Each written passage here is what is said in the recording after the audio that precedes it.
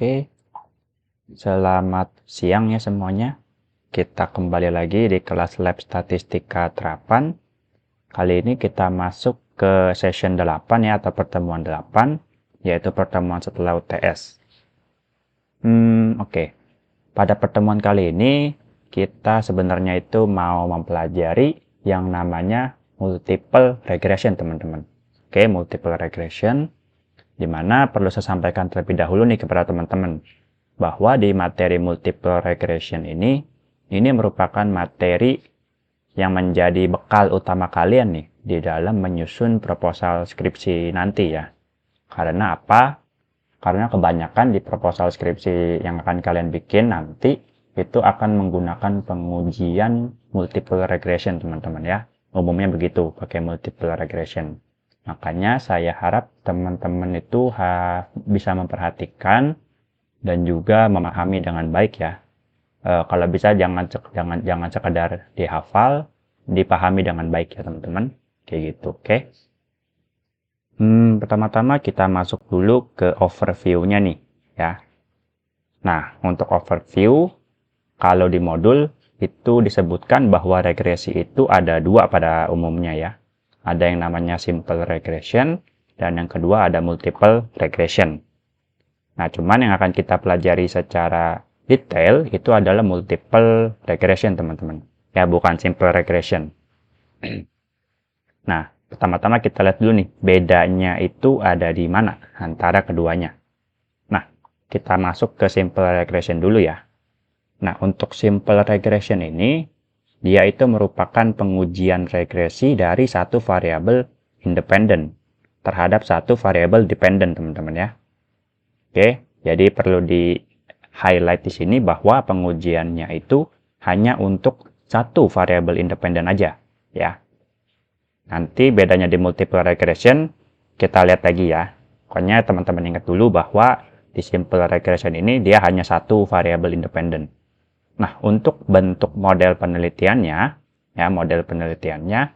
dia bisa dirumuskan sebagai berikut nih, yaitu Y sama dengan A ditambah B dikali X ditambah E.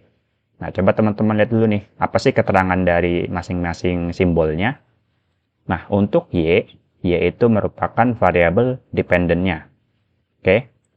Nah, lalu untuk A ini adalah konstantanya. Lalu berikutnya ada B. Nah, B ini seringkali disebut-sebut sebagai beta ya. Oke, kita sebutnya B aja ya.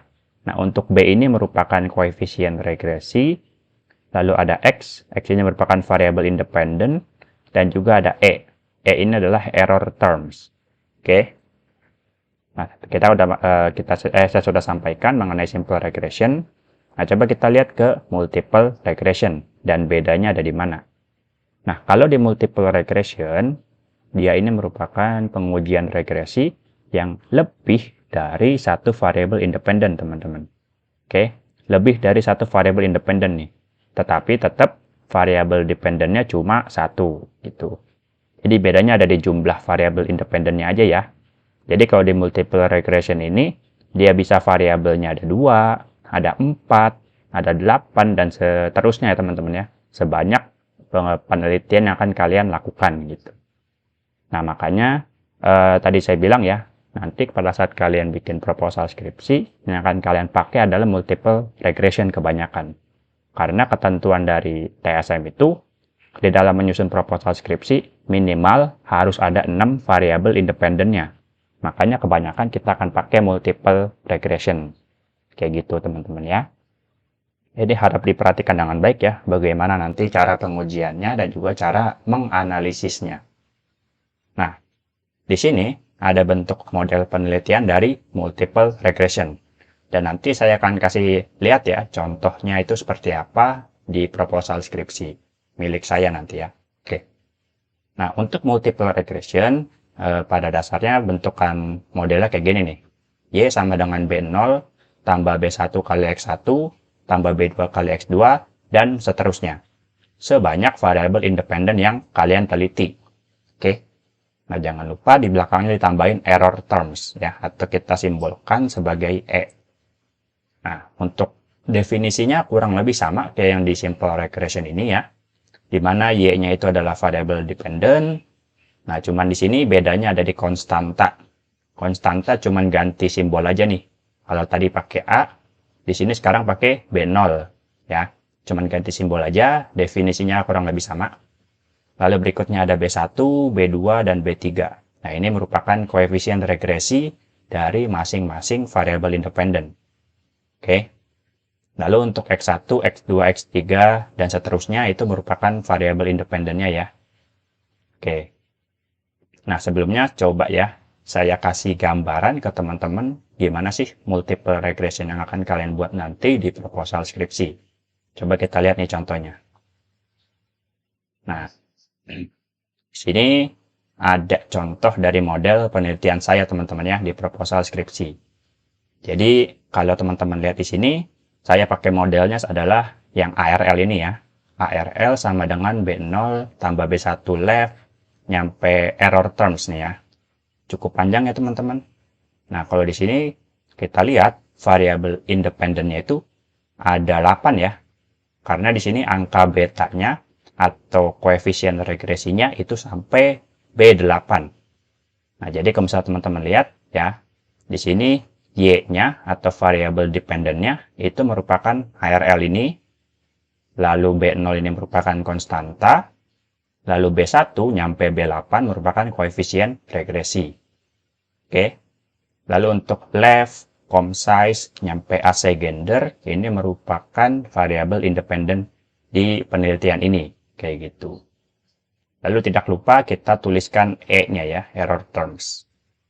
Nah, jadi udah ada gambaran belum nih untuk nanti yang akan kalian bikin di proposal skripsi, itu model penelitiannya kurang lebih seperti ini teman-teman ya. Oke, jadi mohon teman-teman perhatikan ya bagaimana nanti cara menganalisisnya. Oke, kita balik ke PPT.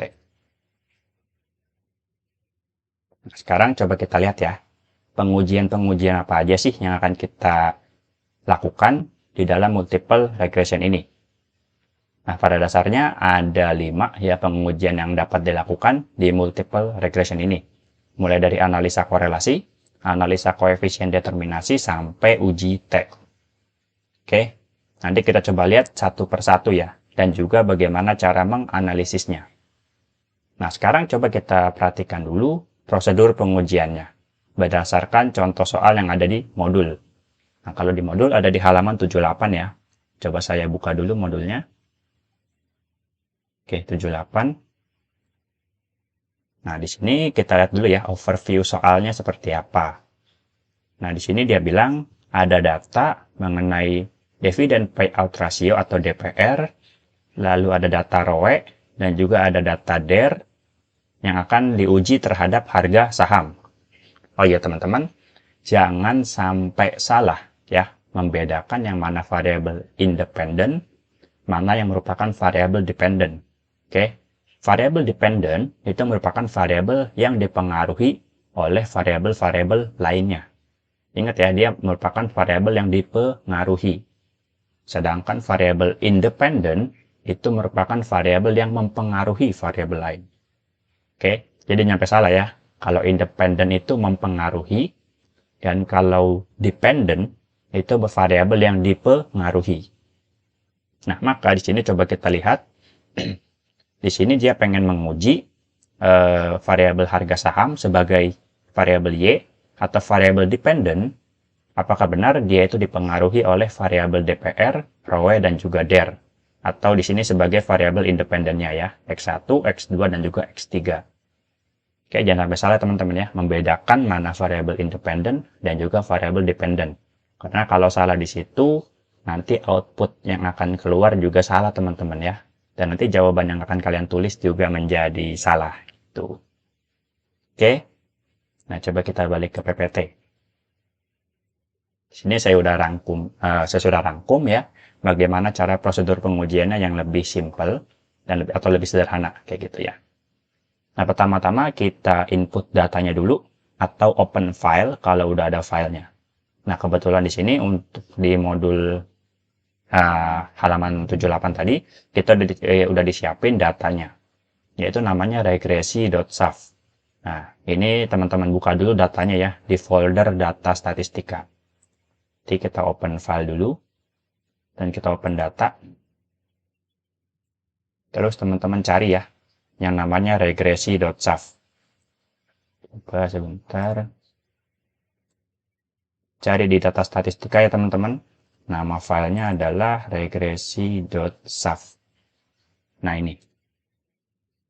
Kalau udah bisa langsung di open.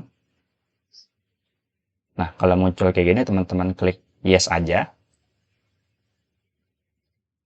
Nah oke. Ini saya minimize dulu ya. Sorry, saya split screen dulu.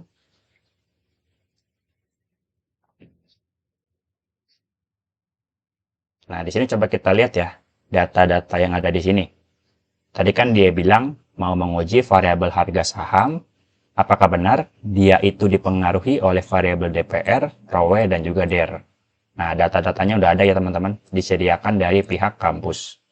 Oke, berikutnya, kalau teman-teman input secara manual ya, kalau input secara manual, jangan lupa untuk pergi ke variable view sini, ya diklik variable view-nya, dan juga dipastiin ya, bahwa measurement-nya itu udah benar. Apakah dia pakai skala nominal, ordinal, ataupun scale. Nah, selain measurement yang harus teman-teman cek adalah adalah value-nya teman-teman ya. Value-nya kalau ada yang pakai kategori-kategori seperti itu, misalnya satu adalah pria, dua adalah wanita, itu teman-teman kasih value-nya di sini ya, untuk variabel yang diperlukan saja. Nah, kalau udah dipastiin measure dan juga value-nya udah benar, maka teman-teman bisa langsung melakukan prosedur pengujiannya. Nah, untuk melakukan prosedur pengujian di sini, multiple regression, itu cukup mudah. Teman-teman cukup klik Analyze, lalu ke Regression, lalu teman-teman pencet yang linear. Oke, Analyze, Regression, Linear. Nah, di sini teman-teman cukup masukin aja yang mana variable dependent-nya, masukin ke kotak yang atas ini ya, ke variable dependent, ke kotak dependent, sorry. Lalu untuk yang variable independent-nya teman-teman masukin di kotak yang bawah. Nah, tadi kan kita mau menguji variabel harga saham nih ya. Harga saham itu sebagai variabel Y-nya atau variabel dependent. Maka di sini teman-teman pindahin ke sini. Nah, untuk variabel independent-nya ada DPR, ROE, dan juga DER. Maka ini semua dimasukin ke sini ya, ke kotak independent. Oke. Nah, untuk pengujian multiple regression ini teman-teman nggak perlu nggak harus mengutak-ngatik ini nih ya, menu statistik, plot, dan segala macam. Langsung aja pencet OK. Ini cukup simpel ya untuk pengujian multiple regression. Kita pencet OK. Dan akan keluar outputnya nih. Ada banyak ya. Tabel-tabelnya ada banyak. Ada model summary, ada ANOVA, dan sebagainya. Nah, coba kita minimize dulu. Dan kita lihat ke PPT. Nah, maka teman-teman bisa langsung mulai melakukan analisis yang pertama ya. Coba kita lihat. Untuk analisis yang pertama adalah analisa korelasi. Nah, analisa korelasi ini kita itu mau melihat kita mau melihat kuat tidaknya hubungan antara variabel independen terhadap variabel dependen. Oke, jadi kita mau lihat nih. Yang penting adalah kita mau lihat hubungannya itu kuat atau tidak antara variabel independen terhadap variabel dependen. Nah, di sini teman-teman cukup perhatikan nilai R dan juga nilai lambangnya pada tabel model summary. Nah, coba kita lihat ya, di output tadi yang udah keluar, di tabel yang namanya model summary.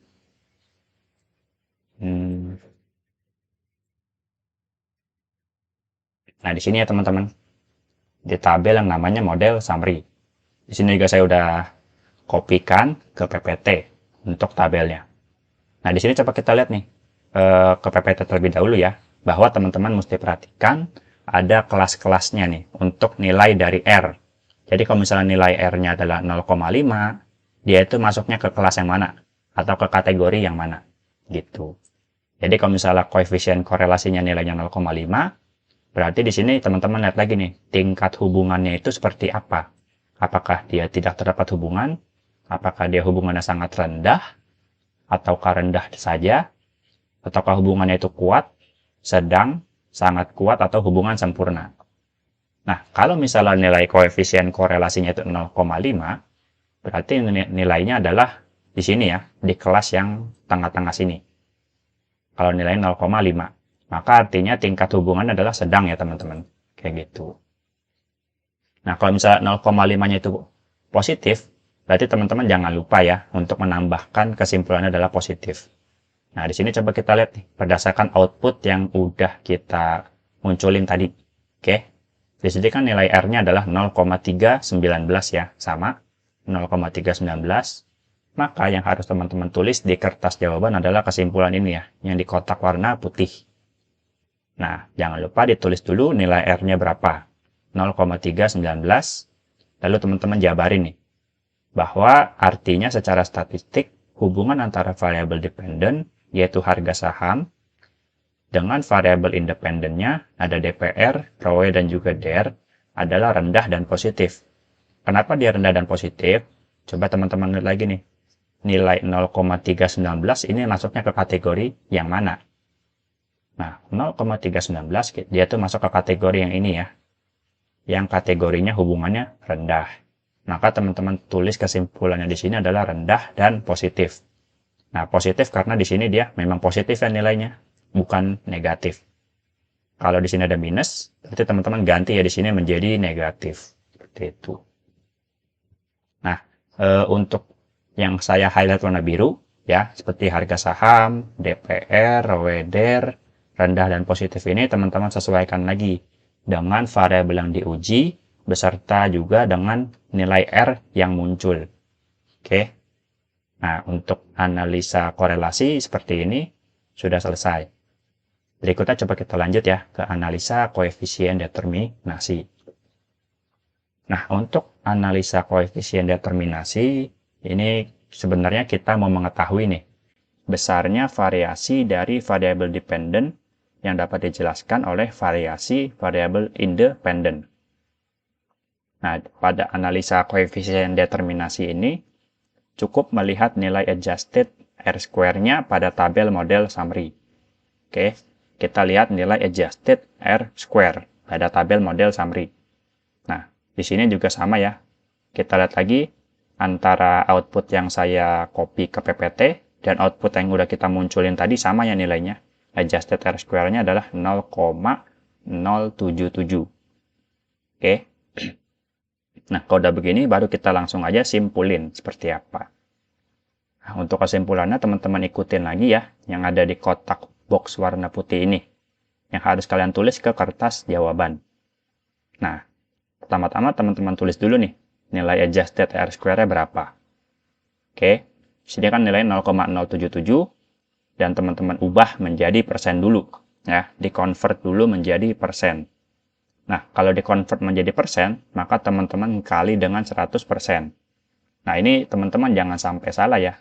Soalnya kemarin di UTS itu masih banyak yang salah mengkonversikan angka koma-koma seperti ini menjadi persen, gitu ya. Nah, kalau kita konversi menjadi angka persen, teman-teman sebenarnya cukup geser aja nih. Komanya digeser mundur 2 kali ke belakang. Ya. Maka misalnya komanya di sini kita geser 2 kali ke belakang, dia akan menjadi 7,7. Nah, maka artinya adjusted R-square-nya itu sama dengan 7,7%. Ya, jangan sampai salah teman-teman ya. Kemarin di UTS masih banyak yang pada salah tuh untuk mengkonversi koma menjadi persen. Gitu. Oke. Lalu berikutnya kita analisis ya. Bagaimana pengertiannya secara statistik. Nah, di sini berarti besarnya variasi variabel dependen, yaitu harga saham, yang dapat dijelaskan oleh variasi variabel independennya, yaitu DPR, ROE, dan juga DER, adalah sebesar 7,7%. Sedangkan sisanya sebesar 92,3% ini dijelaskan oleh variasi variabel lain yang tidak dimasukkan ke dalam model regresi. Jadi kayak gini teman-teman artinya. Jadi variabel DPR, variabel ROE, dan juga variabel DER ini hanya menjelaskan sebesar 7,7% dari variabel harga saham. Ya, masih kecil banget kan?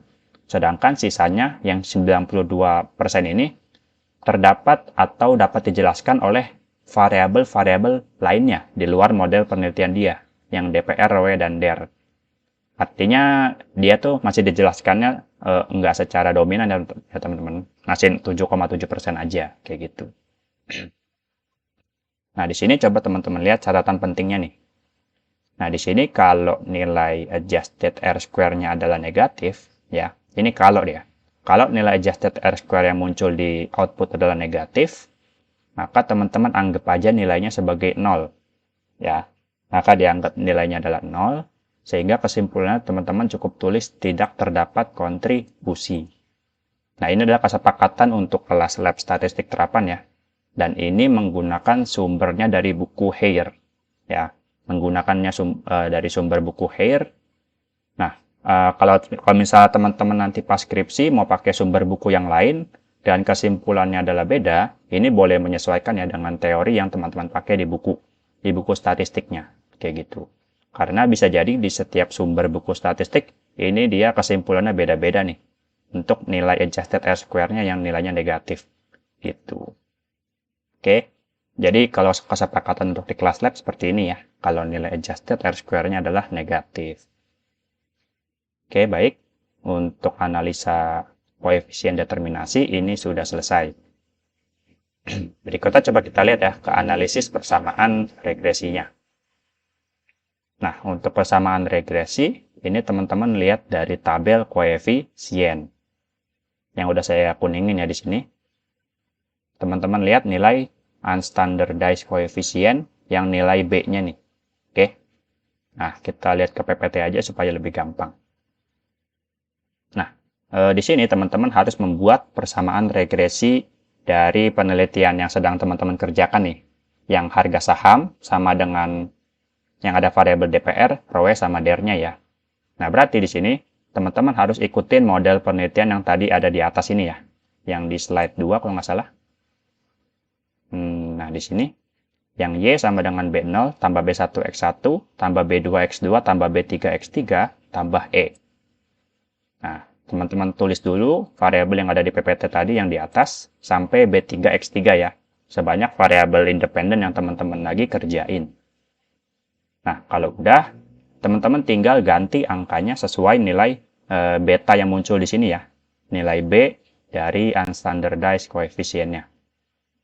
Nah, seperti biasa, teman-teman lihat dulu nih ke sini nih.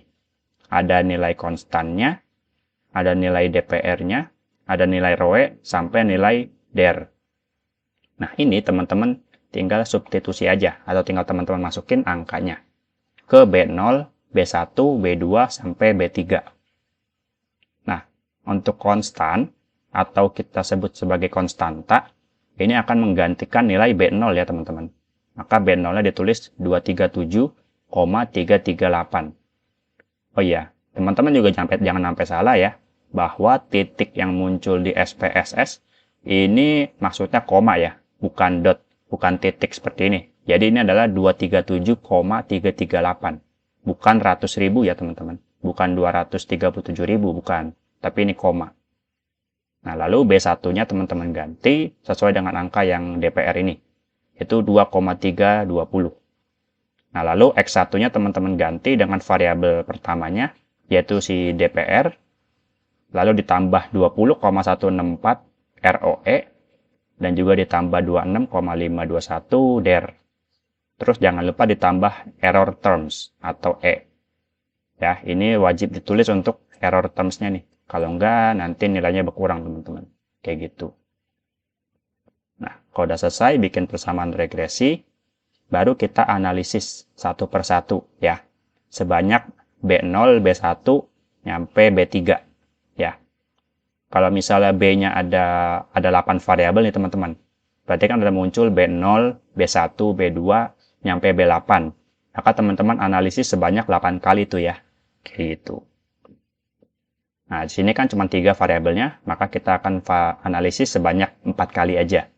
Yaitu dari B0, B1, B2, dan juga B3. Nah, di sini teman-teman lihat dulu. Jangan lupa ditulis nilai B0-nya berapa. Ya, B0 sampai dengan 237,338. Nah, untuk konstanta, dia analisisnya seperti ini teman-teman ya. Analisisnya, Jika variabel independen DPR, ROE, dan DER bernilai 0, maka variabel dependen harga saham akan sebesar 237,338. Nah, ini yang di highlight warna biru, teman-teman ganti dengan variabel yang lagi dikerjain. Oke? Dan untuk angkanya, jangan lupa disesuaikan dengan angka beta yang muncul di output SPSS-nya. Oke? Jadi, teman-teman harus ganti nih ya, yang di highlight warna biru menyesuaikan dengan soal yang lagi dikerjain. Lalu berikutnya angka B1. Angka B1-nya jangan lupa ditulis lagi ya, 2,320. Nah, baru teman-teman analisis artinya seperti apa. Nah, artinya setiap kenaikan satu satuan variabel independen DPR, ya, ingat kita lagi B1 ini adalah menganalisis untuk variabel DPR. Nah, maka akan menaikkan variabel dependen harga saham sebesar 2,320 dengan asumsi variabel independen ROE dan DER dianggap konstan. Nah, teman-teman lihat nih, yang saya highlight warna kuning. Nah, di sini saya highlight warna kuning, kenapa dia di sini saya tulis menaikkan? Karena di sini dia nilainya positif, teman-teman. Kalau nilai kalau nilai B-nya adalah positif, maka di sini dia akan menaikkan. Ya. Di sininya, yang saya highlight kuning artinya adalah menaikkan. Nah, kalau di sini muncul tandanya negatif atau minus, maka di sini teman-teman ganti ya dengan kata menurunkan. Oke, jadi bedanya di situ ya. Nanti saya juga sudah cantumkan catatan di bawah kalau nilainya adalah negatif. Oke, gitu. Nah, ini yang yang saya highlight warna biru ini, DPR, harga saham, ROE, dan DER, ini harus disesuaikan dengan variabel yang lagi teman-teman kerjain atau yang lagi teman-teman analisis. Ya, kan kalau B1 kita lagi menganalisis variabel DPR. Maka di sini teman-teman tulisnya DPR ya. Dan dua di bawah ini adalah variabel lain, yaitu ROE dan juga DER. Nah, coba kita lihat untuk yang analisis B2 ya. Nah, untuk analisis beta 2 atau koefisien regresi 2, ini kan nilainya 20,164 ya. Maka di sini artinya setiap kenaikan satu satuan variabel independen ROE, ya di sini kan kita B2 adalah variabel ROE ya. Maka akan menaikkan variabel dependen harga saham sebesar 20,164. Ingat ya, di sini adalah menaikkan. Karena di sini lambangnya positif nih, nggak ada minus. Maka di sini adalah menaikkan kesimpulannya.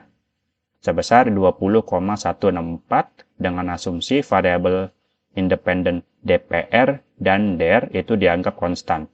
Nah, ingat ya teman-teman, untuk variabel B2 kita lagi menganalisis untuk ROE.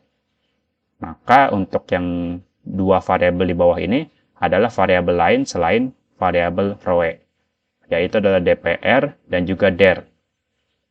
Oke, jadi tinggal diganti aja nih ya. Nah, berikutnya untuk yang terakhir, untuk analisis B3 itu juga sama. Ya, teman-teman tinggal ganti di sini variabel yang lagi dianalisis adalah variabel DER. Oh ya, jangan lupa juga nilainya ditulis sebesar 26,521. Nah, karena di sini dia lambangnya positif, maka di sini kesimpulannya adalah menaikkan ya. Yang saya highlight warna kuning, kesimpulannya menaikkan. Nah, lalu jangan lupa dua variabel yang di bawah sini teman-teman ganti lagi variabel-variabel selain variabel DER. Maka ada variabel DPR dan juga variabel ROE. Oke. Nah, untuk kesimpulannya, formatnya kayak gini aja ya teman-teman. Tinggal diganti-ganti aja yang saya highlight biru dan highlight warna kuning. Menyesuaikan dengan hasil output yang muncul. Kayak gitu. Nah, ini terkait tambahan ya. Kalau tadi nilai B-nya misalnya adalah negatif atau minus. Maka kesimpulannya tuh tinggal diganti yang saya highlight warna kuning aja nih. Yang tadinya menaikkan menjadi menurunkan. Kayak gitu. Oke, untuk tambahan bisa dibaca ya teman-teman di PDF-nya. Nah, coba saya lanjut untuk ke persamaan regresi juga masih. Tetapi di sini, di persamaan regresi berikutnya adalah teman-teman kalau udah ketemu ya persamaan regresinya seperti apa, kalian akan diminta untuk meramalkan. Oke, diminta untuk meramalkan nilai dari variabel dependennya itu berapa kalau diketahui semisalnya variabel DPR-nya adalah sekian, variabel ROE-nya adalah 6,25, kalau variabel DER-nya adalah 1,85. Nah, itu bisa ya teman-teman. Jadi kalau udah ketemu model regresinya seperti apa, teman-teman bisa melakukan peramalan ya, atau forecasting kayak gitu. Nah, untuk peramalan dari persamaan regresi ini, tentu teman-teman harus udah selesaikan dulu ya persamaan regresinya seperti apa. Ya, maka teman-teman tinggal salin aja nih dari yang atas tadi, dari sini. Nah, dari sini ya, persamaan regresinya disalin, yang dua atas ini, yang B0 tambah B1 X1, tambah B2 X2, tambah B3 X3, sampai yang sini nih, sampai yang udah ada angkanya, teman-teman salin. Nah, kalau udah, terus teman-teman tinggal substitusi aja nilai dari masing-masing variabel yang kalau misalnya diketahui DPR-nya 15,33, ROE-nya 6,25, dan seterusnya ya. Teman-teman tinggal substitusi aja ke dalam variabelnya. Oke? Nah, kalau udah disubstitusi, teman-teman hitung deh nilai dari Y-nya itu berapa sekarang. Nah, ini kalau misalnya udah dihitung semua ya, nilai dari variabel Y-nya itu akan menjadi sebesar 447,99245 ditambah E. Nah, ini jangan lupa ya, huruf E-nya itu tetap ditulis karena dia mencerminkan error terms. Kayak gitu untuk seputar forecasting dari persamaan regresi ya. Jadi persamaan regresi sebenarnya ada dua hal yang teman-teman kerjain ya. Analisis persamaan regresi itu sendiri, dan yang kedua adalah meramalkan atau forecasting. Kayak gitu ya. Oke. Lalu berikutnya coba kita lihat nih ke uji yang keempat adalah uji F. Nah, di uji F ini kita mau melihat apakah model penelitian ini fit atau tidak. Oke. Nah, untuk melakukan uji F ini teman-teman cukup lihat nilai SIG pada tabel ANOVA ya. Nih. Nilai SIG pada tabel ANOVA atau yang udah saya highlight kuningin di PPT. Nah, di sini untuk uji F teman-teman harus membuat yang namanya hipotesis dan harus membuat kesimpulannya. Oke. Jadi untuk uji F itu ada hipotesisnya, teman-teman harus bikin sesuai dengan tabel kotak box putih di sini. Nah, untuk hipotesis H0 HA-nya teman-teman tinggal ikutin aja ya. H0 itu artinya model tidak fit dalam penelitian, kalau HA itu adalah model fit di dalam penelitian. Nah, lalu kalau misalnya nilai SIG-nya itu lebih besar daripada alfa 0,05 ya, nilai SIG yang di sini nih, yang muncul di output, kalau misalnya lebih besar daripada alfa, maka H0 yang tidak dapat ditolak. Lalu jangan lupa tulis hipotesisnya. Nah, ini selalu seperti ini ya teman-teman. Kalau nilai SIG-nya lebih besar daripada alfa, H0 yang tidak dapat ditolak. Itu selalu. Kalau kebalikannya ya, misalnya nilai SIG lebih kecil daripada alfa, maka HA yang tidak dapat ditolak. Kayak gitu. Tinggal kebalikannya aja. Nah, coba kita lihat di sini. Nilai SIG-nya kan 0,009. Maka dia itu nilainya lebih kecil daripada alfa nih, yang 0,05. Ini nilai 0,009 itu setara dengan 0,9% ya. Jangan sampai salah teman-teman. Ini adalah 0,9%, lebih kecil daripada 5%. Maka HA yang tidak dapat ditolak. Terus teman-teman tulis lagi hipotesis dari HA-nya itu apa. Maka model fit di dalam penelitian. Kayak gitu ya. Nah, untuk uji F selesai nyampe di sini. Coba kita lihat ke uji yang kelima. Ya, uji terakhir yaitu ada uji T. Nah, di dalam uji T ini, dia itu ingin melihat pengaruh masing-masing variabel X terhadap variabel Y satu per satu. Jadi dia tuh analisisnya secara individual, teman-teman ya. Kayak gitu. Nah, untuk uji T ini kita akan melihat nilai SIG pada tabel koefisien. Ya, kita udah pindah tabel nih. Tadinya kita lihat ke ANOVA, sekarang kita lihat ke tabel koefisien di bawahnya. Oke. Nah, teman-teman juga cukup lihat nilai SIG yang udah saya kuningin ya. Ada nilai SIG-nya milik DPR, ROE, dan juga DER. Untuk yang konstan, teman-teman abaikan aja. Oke. Nah, baru kalau udah ketemu ya, tabelnya di mana, terus teman-teman bikin analisisnya satu per satu. Ini kan variabelnya ada 3 nih ya. Variabel independennya, ada variabel DPR, ada variabel ROE, dan juga ada variabel DER. Teman-teman bikin analisisnya satu persatu ya, untuk masing-masing variabel kayak gitu. Maka untuk pembuatan hipotesis dan juga kesimpulannya juga masing-masing. Maka untuk coba kita bahas variabel yang pertama ya, variabel DPR.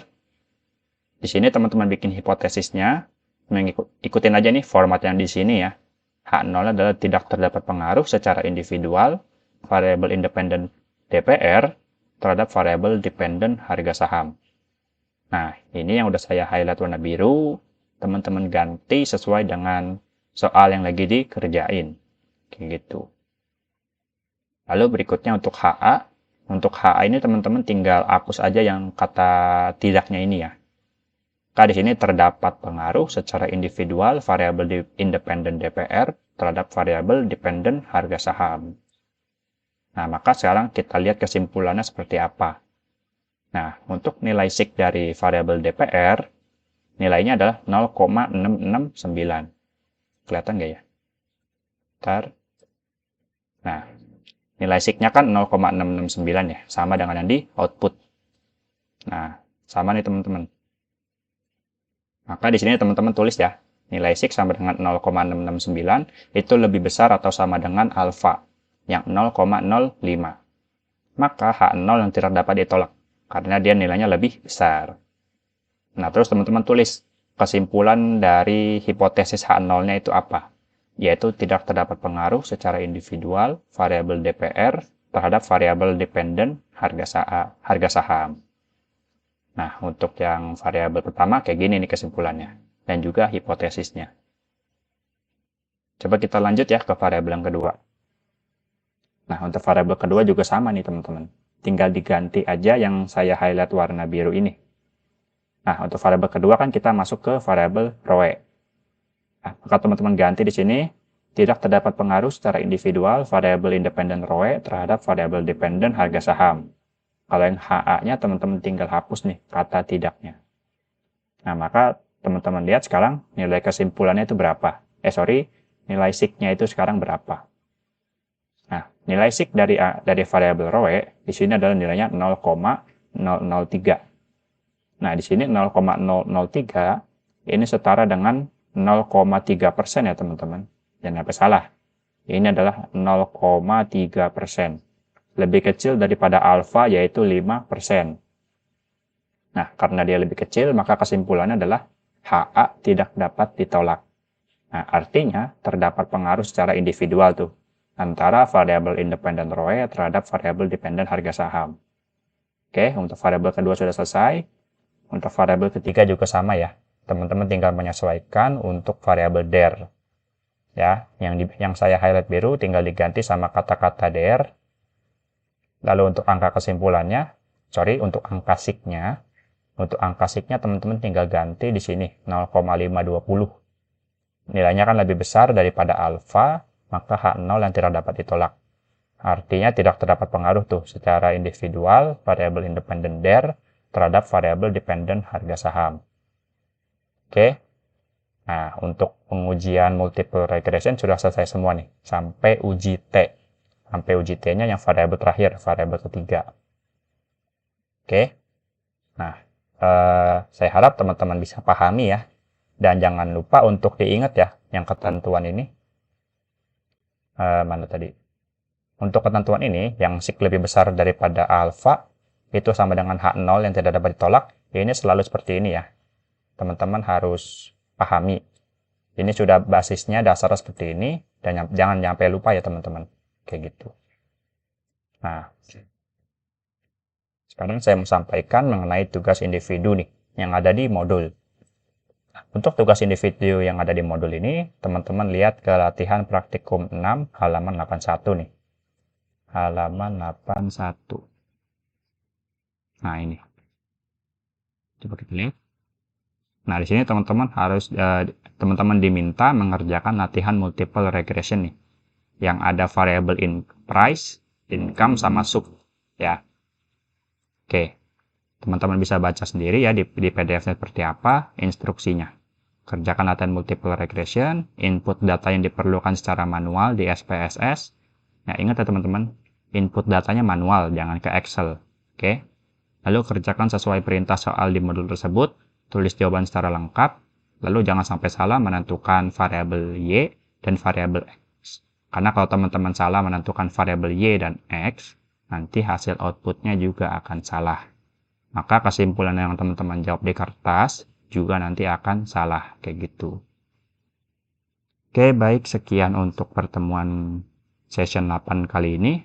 Mohon maaf apabila ada kekurangan ataupun kesalahan. Apabila ada pertanyaan yang ingin disampaikan, silakan tanya ya, baik di Teams maupun di Line.